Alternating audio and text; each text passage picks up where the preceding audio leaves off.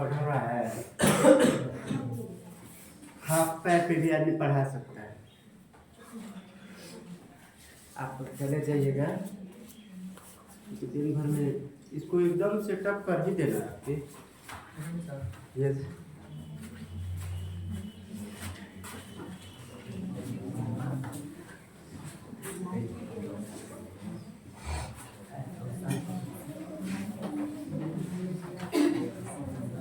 Good morning students, RSL plus में आपका स्वागत है। आज हम संस्कृत पढ़ाएंगे और आज का जो टॉपिक है उपसर्ग है। आज उपसर्ग के बारे में पढ़ेंगे और कोशिश करते हैं कि आज जितना बिहार बोर्ड में आता है क्वेश्चन उस हिसाब से इसको समझा दिया जाए। तो चलिए शुरू करते हैं। देखिए, सबसे पहले इसका भाषा है उपसर्ग किसे कहते हैं।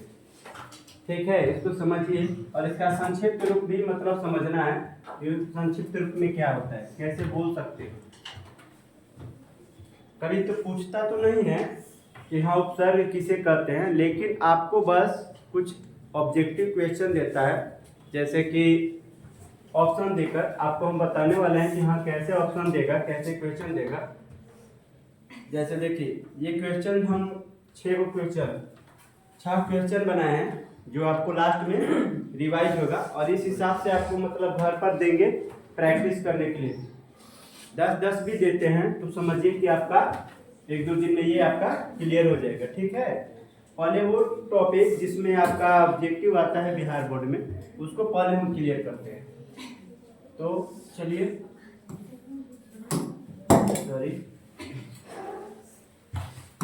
शुरू करते हैं।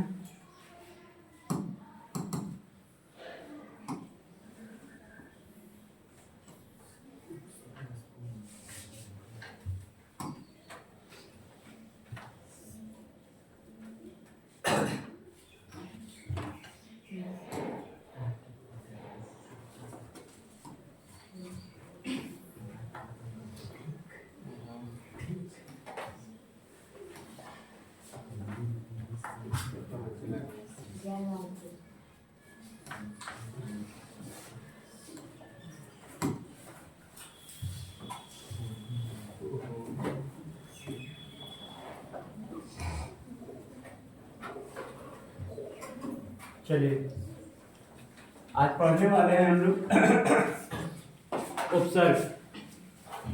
संस्कृत में उपसर्ग किसे कहते हैं। ठीक है, उपसर्ग मूल धातुओं तथा धातुओं से बने शब्द रूपों से पहले, यानी उपसर्ग जो है मूल धातु क्या होता है उसके बताते हैं। जैसे आप लोग पठ पढ़ते हैं ना, पठ का मतलब क्या होता है, पढ़ना। पठ का मतलब क्या होता है, पढ़ना होता है। पठ, तो ये जो धातु है ये पठ, यही हमारा क्या कहलाएगा, मूल धातु। क्या कहलाएगा, मूल धातु। और इसी धातु से हम लोग क्या क्या रूप बनाते हैं, पठती, पठता बनाते हैं ना, पठन्ति। तो जिस रूप से आप कोई और शब्द बनाते हैं तो उस रूप को, इस रूप को हम लोग कहते हैं मूल धातु। तो उपसर्ग जो है मूल धातुओं तथा धातुओं से बने शब्द, क्या से बने शब्द, धातु से जो शब्द बने होते हैं शब्द रूपों से पहले, बस यही इसका मेन चीज है, पहले। क्या चीज, यानी कि मूल धातु और जो धातु से बना हुआ शब्द रूप है यानी शब्द है, उसके पहले जब हम लोग कोई भी शब्दांश लगाते हैं, क्या लगाते हैं, शब्दांश लगाकर धातु या शब्द के अर्थ में परिवर्तन कर देते हैं, उसे हम लोग क्या कहते हैं, यानी कि जैसे आपको समझाते हैं, ये मान लीजिए ये शब्द है, जैसे कि क्या चीज, हार। हार शब्द है, ठीक है। हार के पहले हम एक शब्दांश जोड़े हैं, ठीक है। वो शब्दांश है आपका क्या चीज, वी। क्या है, वी है। तो ये हमारा क्या बन गया? विहार बन गया। क्या बन गया? विहार। तो ये हमारा क्या था? ये हमारा शब्द था। ये क्या था? और ये जो था ये हमारे लिए क्या था? शब्दांश था। ये क्या था? शब्दांश। शब्दांश में कौन कौन सा शब्द मिलकर बना है? शब्दांश शब्दांश किस किस शब्द से बना है? शब्द और प्लस में क्या से मिलकर बना हुआ है? शब्द और, यानी शब्द का टुकड़ा। शब्द का टुकड़ा होता है और इसी को हम लोग क्या बोलते हैं? उपसर्ग बोलते हैं। इसको क्या बोलते हैं? सॉरी, इसको हम लोग क्या बोलते हैं? उपसर्ग कहते हैं। यानी कि आप अपने छोटे से शब्द भाषा में याद कर सकते हैं कि जब किसी धातु या मूल शब्द, ऐसे भी बोल सकते हैं, जब किसी शब्द के पहले कोई भी शब्दांश जोड़ते हैं और उसका क्या बदल जाए? क्या बदल जाता है? अर्थ बदल जाता है। तो उस शब्दांश को हम लोग क्या कहते हैं? उपसर्ग। उपसर्ग कहाँ जुड़ता है? बाद में, शब्द के बाद में या पहले? शब्द के पहले। शब्द के पहले हमारा क्या बनता है? शब्दांश जुड़ता है। उसी शब्दांश को हम लोग क्या कहते हैं? उपसर्ग कहते हैं। कोई डाउट? फिर से एक बार रिपीट करते हैं। बोले ना कि आज इसको समाप्त कर देंगे, आज टेस्ट लेने के चक्कर में।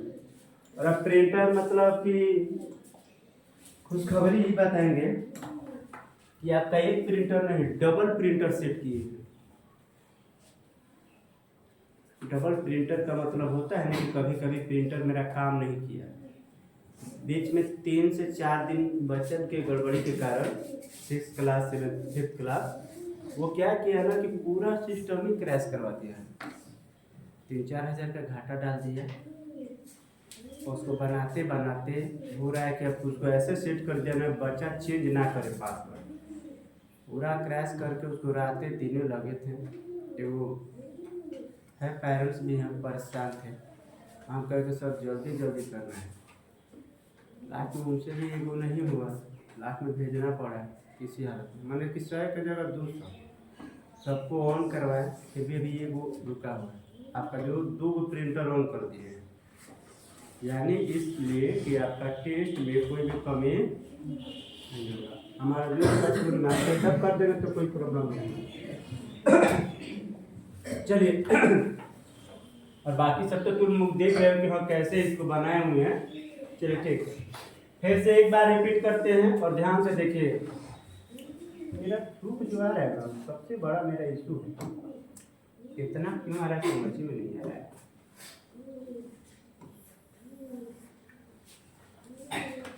चलिए, क्या आज हम लोग पढ़ने वाले हैं? उपसर्ग क्या होता है? उपसर्ग जो है संस्कृत में ज्यादातर अगर पढ़िएगा तो मूल धातु तथा धातुओं से बने हुए क्या चीज? शब्द। या तो मूल धातु, कौन सा धातु? मूल धातु। मूल धातु तथा धातुओं से बने हुए क्या चीज? शब्द रूप से पहले, शब्द रूप से पहले लगाकर धातु या शब्द के अर्थ में क्या करते हैं हम लोग? परिवर्तन करते हैं। धातु या शब्द के अर्थ में क्या करते हैं? परिवर्तन करते हैं। तो उस शब्द रूप को, उस जो भी हम लोग धातु से पहले या मूल धातु से पहले कोई भी अगर शब्द रूप लगाते हैं उसको हम लोग क्या कहते हैं? उपसर्ग कहते हैं। ठीक है, क्या कहते हैं?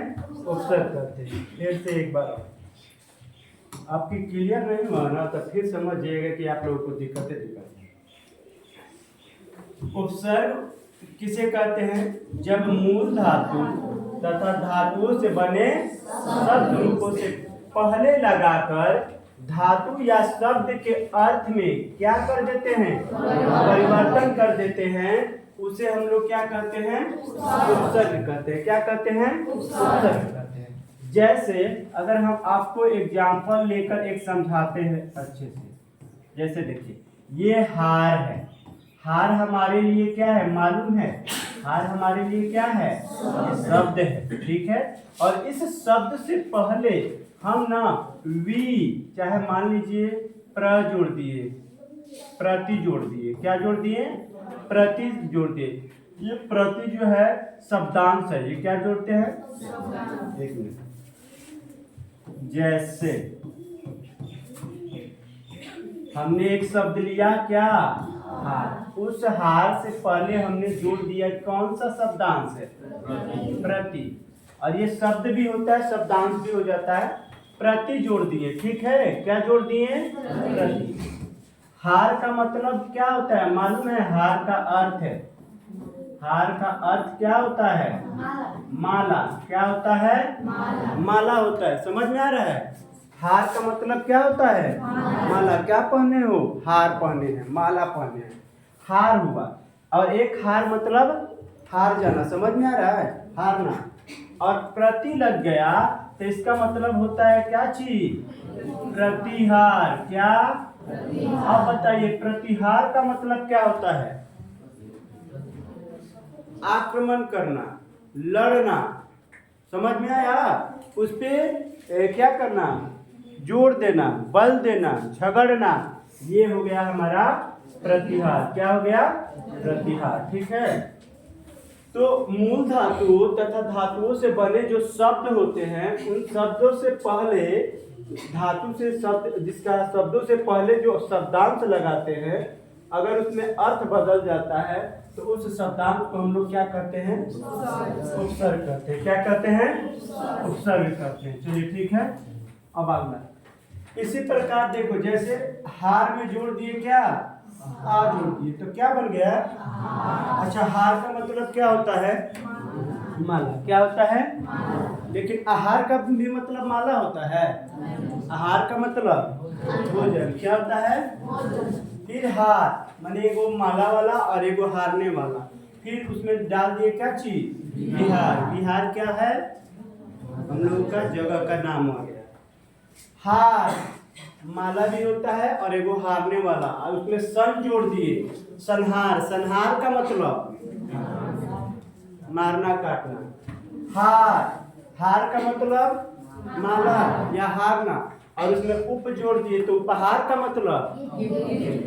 तो सोचिए, आपके शब्द के शुरू में अगर जो हम शब्दांश जोड़ते हैं, वो शब्दांश किसी भी शब्द को क्या कर देता है? अर्थ को बदल देता है। उसे बदल देता है तो इसी को हम लोग क्या करते हैं? उपसर्ग करते हैं। समझ में आ गया कि नहीं आया? हम कैमरे के सामने बस क्लीन होना चाहते हैं ताकि मेरा आई कांटेक्ट हो पाए।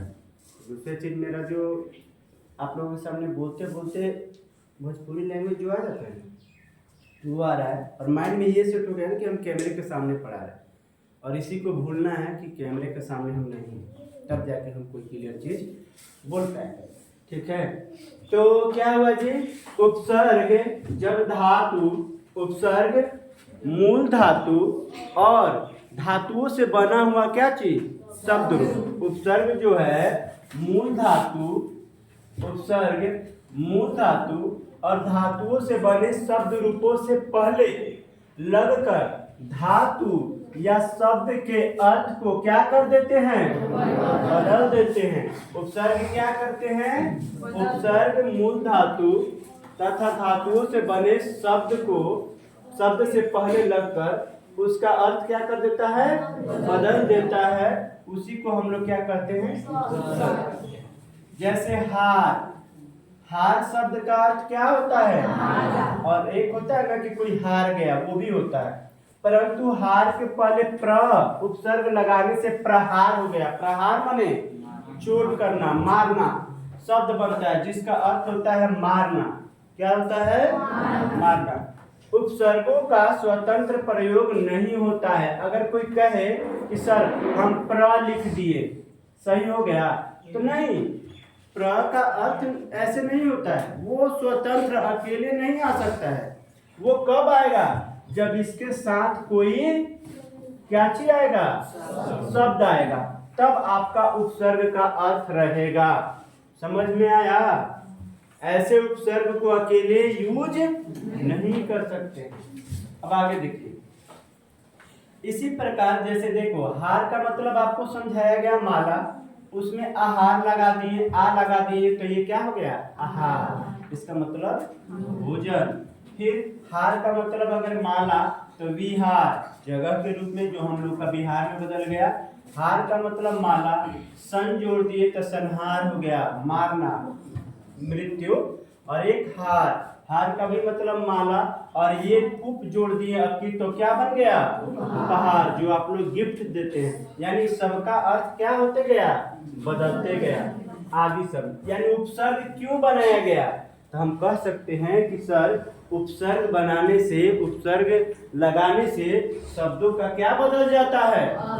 और ये उपसर्ग कहाँ लगाया जाता है, शब्द के अंत में या शब्द के शुरू में, शब्द के बाद में कि शब्द के पहले, शब्द के पहले, शब्द के शुरू में, शब्द के पहले, शब्द के शुरू में। ठीक है, और इसको कोई भी क्या इसको स्वतंत्र रूप से प्रयोग कर सकते हैं, इसको स्वतंत्र रूप से प्रयोग नहीं कर सकते हैं। ये अकेले नहीं आएगा, आएगा तो किसके साथ आएगा। ये समझो कि छोटा बच्चा है जो अपने पेरेंट्स के साथ आएगा, और इसका पेरेंट्स कौन है, कौन है, शब्द है। और उसका ये छोटा सा बच्चा है जो अभी अकेले कहीं नहीं जा सकता है, जब भी जाएगा उसके साथ साथ, यानी मम्मी पापा के साथ। समझ में आया।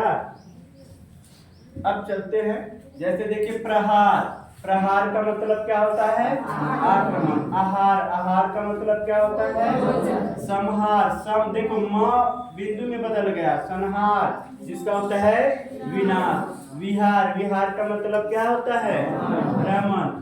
परिहार, परिहार का मतलब क्या होता है, निराकरण। उपसर्गों की संख्या, संस्कृत में कुल 22 उपसर्ग हैं। कितने उपसर्ग हैं, 22। उन 22 उपसर्गों को हमको पढ़ना है। संस्कृत में कितने उपसर्ग हैं, 22। और 22 उपसर्ग को हम लोगों को पढ़ना है। हिंदी में तो अधिक है। तो देखिए पहले कौन कौन, जैसे प्र, पर, अप, सम, अनु, औ, निस, नीर, दुस, दूर, वी, आंग जो आ के बराबर आएगा कभी कभी, नी, अति, अपि, अति, सु, उत, उद, ये दोनों सेम है। अभि, प्रति, परि और उपसर्ग। कितना उपसर्गों की संख्या है, 22। अब हम थोड़ा सा हिंट देते हैं। जो यहाँ आप लोग देख रहे हैं ना, निस, और एक देख रहे हैं कौन सा, दुस। जब ये किसी शब्द से जुड़ेगा कभी कभी, कभी कभी उसका भी नियम होता है, आप लोग संधि में पढ़िएगा। जब संधि पढ़ाएंगे ना तो समझ में, ये जो स है, ये जो स दिख रहा है ना आप लोगों को, ये स, ये स जब शब्द से जुड़ेगा तो कभी कभी तलाबी स में बदल जाता है, और कभी कभी मूर्धन्य स में। ये भी स तलाबी स में बदल जाएगा, और ये मूर्धन्य स में बदल जाएगा। कभी कभी दंती स भी आता है, कोई दंत स बोलते हैं, दंत स भी आता है, मूर्धन्य स, तलाब्य स, ये सब आता है। अपेद स, आप तो यहाँ दंत स लगाए हैं और यहाँ आप तलाबे से लगा रहे हैं, तो गलत नहीं होगा, नहीं गलत नहीं होगा। किसी आगे जब वर्ण मिलता है तो वर्ण के मिलने से ना उसमें विकार उत्पन्न हो जाता है, उसमें बदलाव होता है, जिससे वो या तो तलाबे स या तो मूर्धन्य स। इसको बोलते हैं दंत स, दंत। इसको बोलते हैं तलाब्य, जो आप लोग बोलते हैं तलाबी। इसको बोलते हैं मूर्धन्य, मूर्धन्य, जिसको आप लोग बोलते हैं क्या चीज, मूर्धनी। सही यही होता है, हम लोग का बोलने का हैबिट हो गया है दंती सा, तलाबी सा, मूर्धनी सा, लेकिन होता है दंत सा, तलाबे सा, मूर्धन्य सा। ठीक है, तो चलिए इतना को नोट कीजिए जल्दी, सभी बच्चे नोट कर लें।